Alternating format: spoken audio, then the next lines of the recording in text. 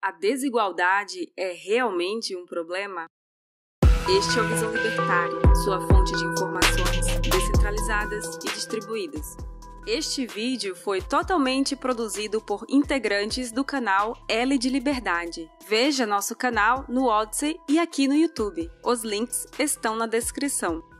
O Reino dos Países Baixos, popularmente chamado de Holanda, é muito conhecido como a terra da maconha. Mas você sabia que a Holanda é o país mais desigual do mundo? Antes que você discorde e comente que é a África do Sul, amigo socialista, é bom avisar que existem dois tipos de desigualdade, a de renda e a de patrimônio. A desigualdade de renda diz respeito a todas as fontes de renda das pessoas de um determinado país. Nesse aspecto, segundo o coeficiente de Gini, a África do Sul é o país mais desigual do mundo. Por sua vez, a desigualdade de patrimônio é medida com base no quanto de capital e bens uma pessoa tem, e esse é o tipo de desigualdade encontrado na Holanda. Dizer que a África do Sul é o país mais desigual do mundo é muito mais fácil para a mídia socialista, já que se trata de um país da África, e a maioria das pessoas associa esse continente à pobreza. Dizer que a Holanda é o país mais desigual faz muito menos sentido para a narrativa socialista, porque comprova que desigualdade e pobreza não andam de mãos dadas.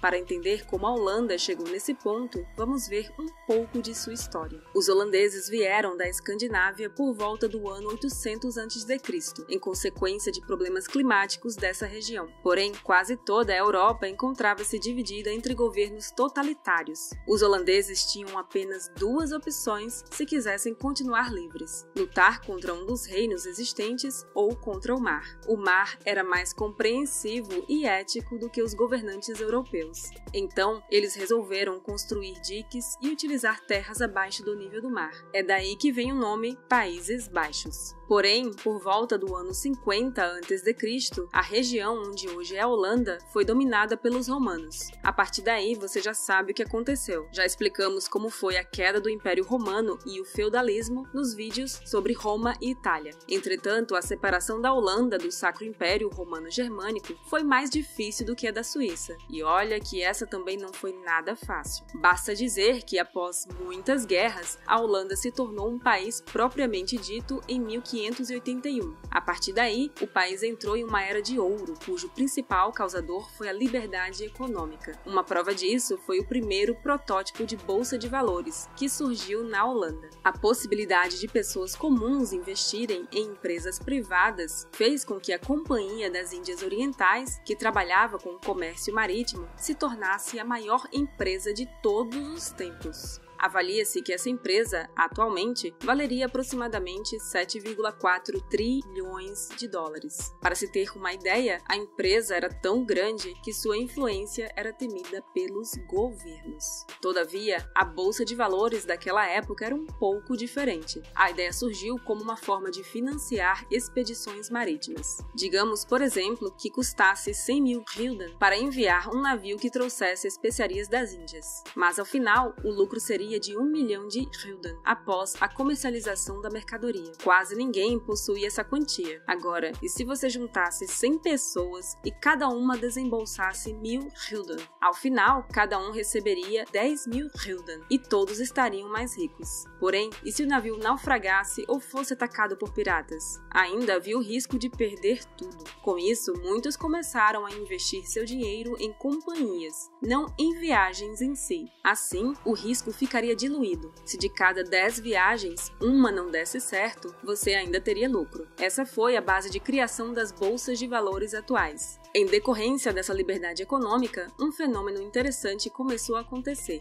Com a descoberta de ouro e prata nas colônias americanas, muitos governos passaram a proibir a livre circulação de metais brutos. Os metais tinham que ser convertidos em moedas ou lingotes, e para isso tinha-se que pagar imposto. Foi nessa época que as pessoas passaram a usar santos ocos feitos de madeira, a fim de transportar riqueza livre do roubo estatal. Daí vem a expressão santo do Pauopo. Entretanto, na Holanda, a cunhagem de moedas era livre de impostos. Por isso, muitos metais brutos foram enviados para lá. Só que isso gerou um problema. Muito dinheiro circulando, isso mesmo, gera inflação. Essa provavelmente foi a primeira vez em que a inflação foi causada não pela idiotice de um governo, mas pela estupidez dos governos vizinhos. Para escapar da inflação, as pessoas investiram seu dinheiro na bolsa, curiosamente em tulipas. A mania das tulipas, como ficou conhecida a flutuação dos preços de contratos futuros de bulbos de tulipas, é apontada por socialistas que cursaram economia pela Unicamp como a primeira grande crise do capitalismo, ou como a prova de que o capitalismo falhou, antes mesmo de Marx nascer. Calma aí que vamos explicar o que realmente aconteceu. A tulipa não é nativa da Europa, foi levada do Oriente Médio por volta do ano 1500. Por se tratar de uma flor rara e que demora para ser cultivada, virou um artigo de luxo para a nobreza, principalmente francesa. Por causa disso, dar tulipas como presente era considerada uma demonstração de grande afeto e riqueza. E pensar que a moda ostentação já existe há mais de 400 anos. Como essa nova flor era muito valiosa, muitas empresas começaram a produzir tulipas, especialmente na Holanda. Até hoje, o país é conhecido por suas tulipas e moinhos de vento. Porém, cultivar tulipas demora, e os agricultores precisavam de insumos antes de começar a plantar. Para isso, eles vendiam a produção antes de começar o cultivo. Isso se chama mercado futuro. Digamos que a tulipa esteja valorizando. Se hoje uma tulipa custa o equivalente a 8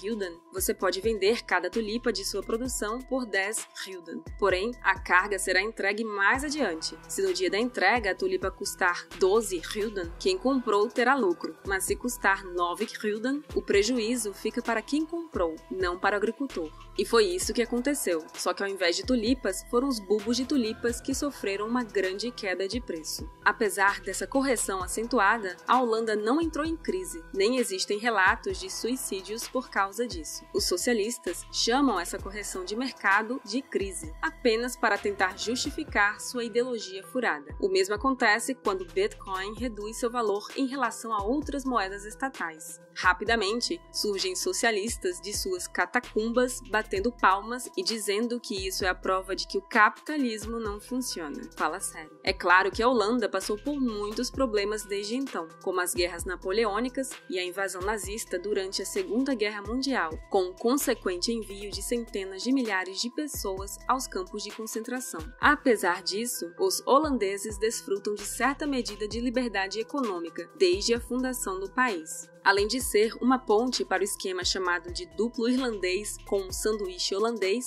que explicamos em detalhes no vídeo A Economia da Irlanda, é interessante notar que não existem hospitais públicos por lá. Não estamos falando da inexistência de algo ineficiente como o SUS. Estamos falando de não haver hospitais nas mãos do Estado, algo raro nos dias atuais. E isso torna a saúde holandesa muito melhor que a da maioria dos países. De fato, essa liberdade se traduz hoje em um país desenvolvido, com alta qualidade de vida e uma economia estável. Não é à toa que o porto de Roterdã, o maior da Europa, foi por muito tempo o maior do mundo. O simples fato de as empresas holandesas serem centenárias já faz com que a riqueza seja abundante. Imagine que você investiu R$1 lá em 1600, a uma taxa média de 10% ao ano. No ano 2000, você teria recebido 36 quatrilhões de reais. Claro que esse valor tem de ser corrigido pela inflação, mas o ponto é, quanto maior o tempo no mercado, mais você ganha. E os holandeses têm investido há séculos. Por exemplo, a pessoa mais rica da Holanda, Charlene de Carvalho Heineken, possui uma fortuna de aproximadamente 13 bilhões de dólares. Se você gosta de cerveja, já deve saber que ela é a dona da Heineken. Porém, a riqueza de sua família vem de muito antes disso. Vem da época da Companhia das Índias Orientais, uns 400 anos atrás. Um de seus antepassados conseguiu comprar uma fábrica de cerveja com lucro no mercado e colocou o nome da família no rótulo. Isso evidencia como holandeses e brasileiros veem herança de modos contrastantes. Digamos que o dono de uma empresa milionária morre. Todos os filhos recebem uma quantia considerável de dinheiro, mas a empresa em si, ou seja, a maior parte da fortuna, não seria dividida. Ela passaria para um dos filhos, devidamente indicado pelo falecido dono em um testamento. A título de curiosidade, isso é proibido no Brasil. Mas perceba que 13 bilhões de dólares não é a maior fortuna do mundo. Na verdade, a senhora Heineken é, segundo a Forbes, a 116ª pessoa mais rica do mundo. Então, como pode a Holanda ser o país mais desigual em riqueza acumulada do mundo?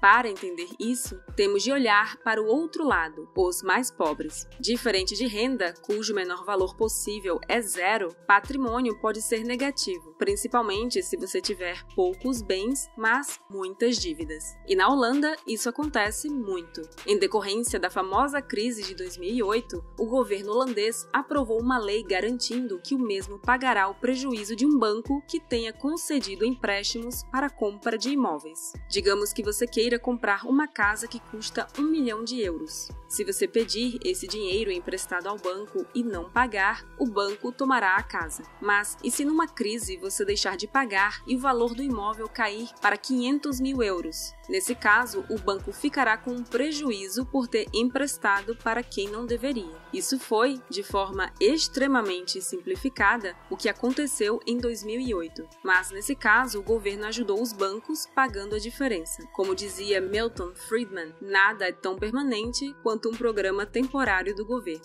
Por causa dessa garantia legal, os bancos emprestam até 30% a mais do que o valor do imóvel na Holanda. Isso faz com que muitos holandeses tenham um patrimônio líquido negativo, apesar de não serem pobres por definição, já que conseguem pagar suas dívidas com seus altos salários. As consequências dessa política idiota ainda estão por vir.